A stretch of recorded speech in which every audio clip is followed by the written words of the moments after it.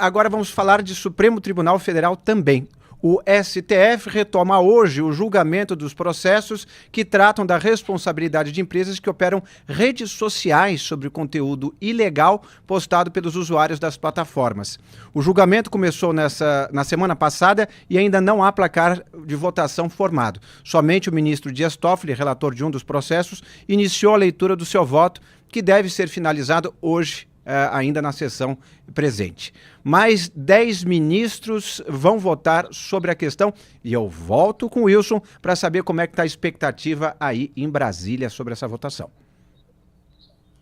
Então, Inácio, eu acho que é um assunto que a gente vai explorar com calma no bloco seguinte, mas o fato é que o julgamento ele vai continuar nessa quinta-feira e temos a expectativa de fato, como eu já falava ontem, é que ele só seja concluído em 2025, porque a tendência é que hoje o julgamento ele vai ter a conclusão do voto do ministro Dias Toffoli e depois o voto do ministro Luiz Fux, os dois que são relatores das duas ações, são os dois recursos extraordinários com repercussão geral.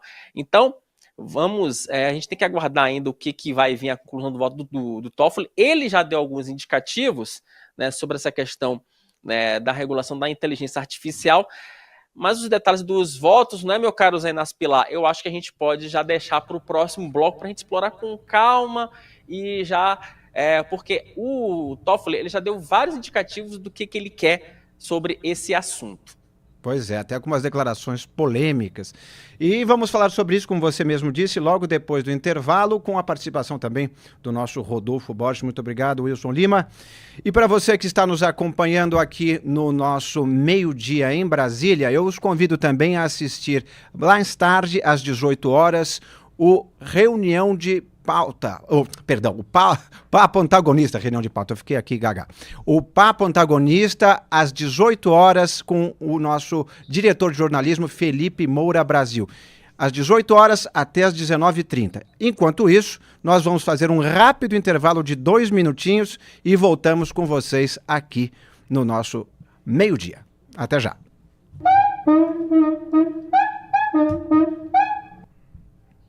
Vocês viram que eu me confundi, né? Falei reunião de pauta é o nosso formato de segunda-feira aqui do meio-dia em Brasília. Estou ficando realmente um pouco assoberbado de tanta notícia impactante que a gente tem aqui no nosso jornal. Vamos ver aqui o que é que vocês estão falando no nosso chat do YouTube. Vamos ver aqui as perguntas e declarações. A Soraya Mergulhão veio com 2 comentários, um sobre o assunto anterior, que ela diz assim: como convencer alguém que não é uma vítima se quem está no poder se fez colocando um monte de grupos como vítima? A vitimização é uma regra entre eles. Uma excelente provocação, Soraya. Que complementa agora sobre um outro assunto. Um bando de políticos jurássicos que nem sabem mexer no celular, querendo mandar numa tecnologia que não compreende. Realmente é bizarro. Já o Luiz Infante diz que tirar os malandros do BPC já é obrigação do governo, não é mérito. Não fazê-lo é prevaricação. Excelente ponto, porque é verdade. A verdade é que o enxugamento desses ralos públicos é um dever perene, não é uma coisa que tem que ser adicionada agora, que tem que ser anunciada como se fosse uma grande novidade. Olha, vamos cumprir a lei a partir de agora. Ah, que bom, então até agora vocês não estavam fazendo, vocês estavam, portanto, fazendo vista grossa. É uma excelente provocação do Luiz. Já Adriana Araújo diz que é difícil para um governo ou legisladores que não entendem tecnicamente sobre o assunto de tecnologia elaborar leis sobre elas. É uma excelente provocação e eu digo o seguinte, também é um desafio grande trazer quem entende, porque podem ter viés que puxe ou favoreça um ou outro grupo. Então, saber quem está realmente trazendo o debate para um patamar mais elevado é difícil, mas para isso que a gente vota em pessoas competentes. Vamos voltar agora com o jornal.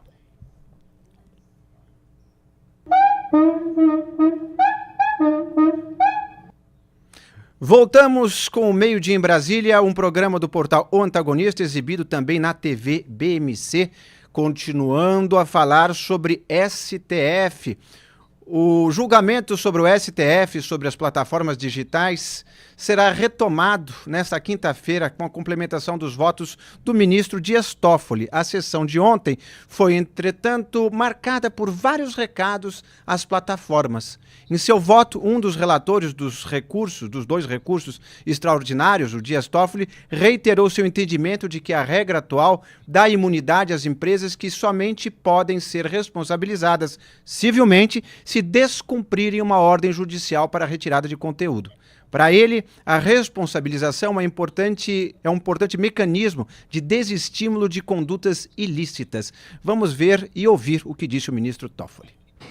Envolveu um editor que foi condenado por crime de racismo por divulgar livros de conteúdo antissemita contra os judeus.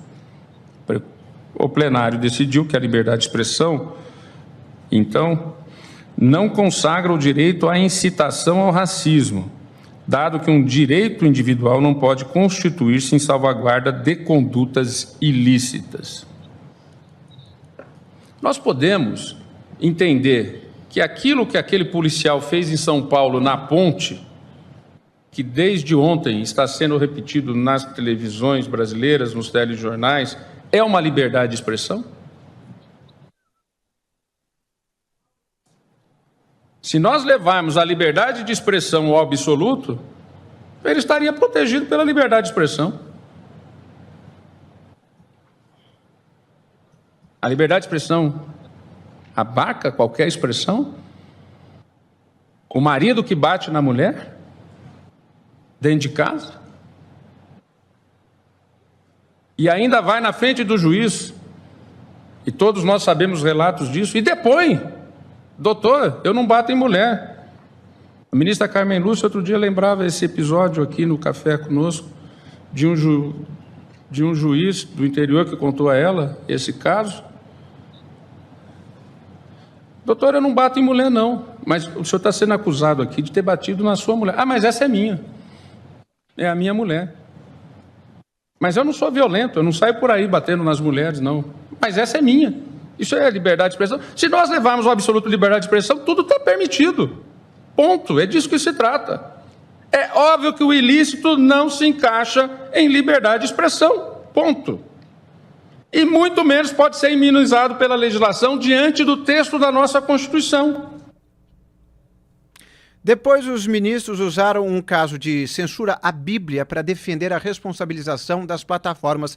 Vamos ver o VT do ministro Alexandre de Moraes. As Big Techs jogaram toda a população e todos os usuários contra os deputados que iriam votar a favor